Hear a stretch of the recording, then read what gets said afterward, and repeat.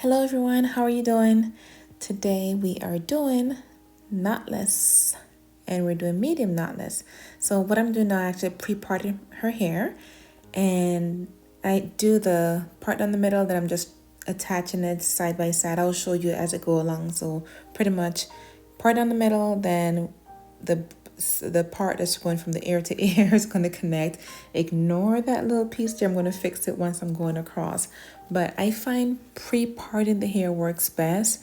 This is some old braiding hair that I have. And as you can see, it's different colors, curls, texture, everything.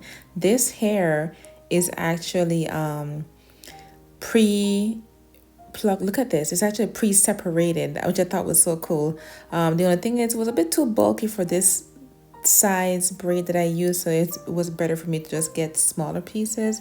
So that did prove to be a bit challenging because it was a bit larger since it was already separated, and it was probably use half of that of what was already pre-separated. But it was good for another style that I was doing. I think I was doing regular box braid, and it made it a lot faster because it was already pre-separated, tethered, feathered at the end, so that was good. I'm adding some braiding gel to her hair to make everything smooth and blend easier. I will link the gel in the description below. I got it from Amazon, and most of the stuff I actually got from Amazon, so I'll link that in the description below. And yes, this side of her hair is dyed, so at the time we thought the red would look great with it. So at least you get to see how I installed the red because it's a different color than her hair. So I pretty much add small strands to it and braid it in.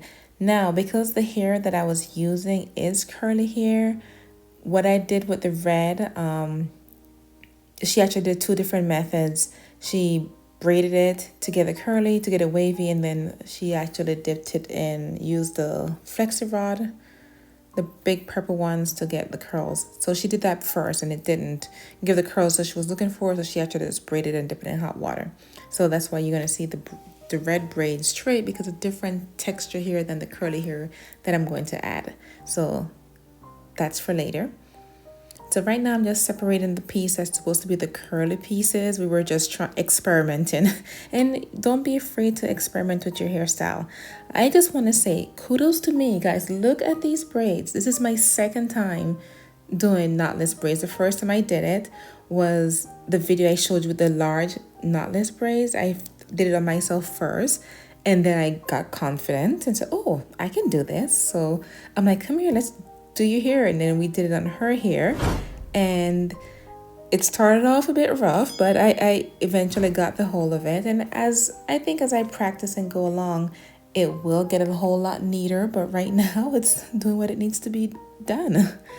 But I was very proud of myself. So we're getting there, guys. It's a journey. It's a journey. We have natural hair, so we have to find a way to get these protective style going. And it has been working, because once you don't have your hand in your hair too much, it helps prevent breakage. And just gotta make sure, even when putting the braids in, just make sure you take it down properly to prevent breakage as well.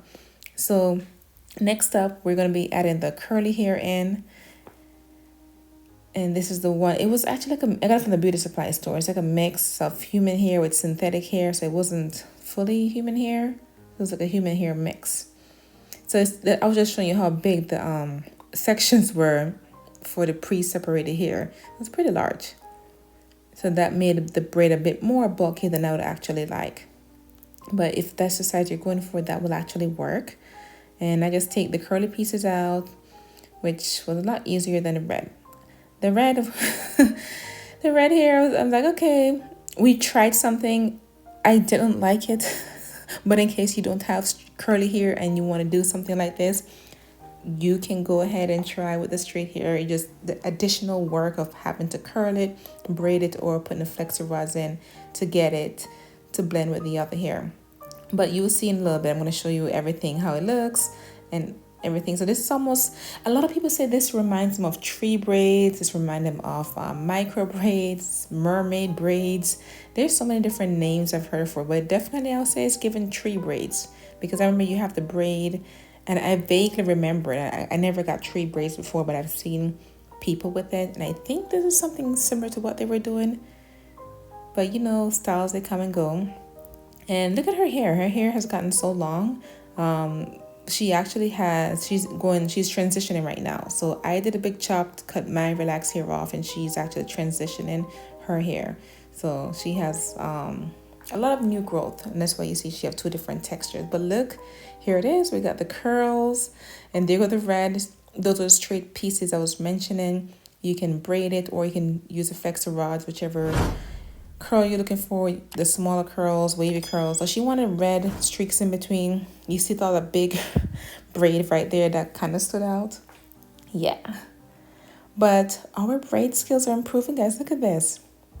And she actually ended up cutting it to mid-back length. So she didn't actually keep it this long. She cut it to mid-back length. And it was so late. We were ready to go sleep.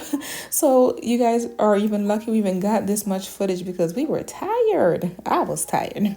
So I didn't even get the footage of her curling it or anything. We did this, she had this styling for like about a week, and then after a week we took it out because we wanted to do something else with our hair. Thank you guys so much for watching, and I'll see you in the next video.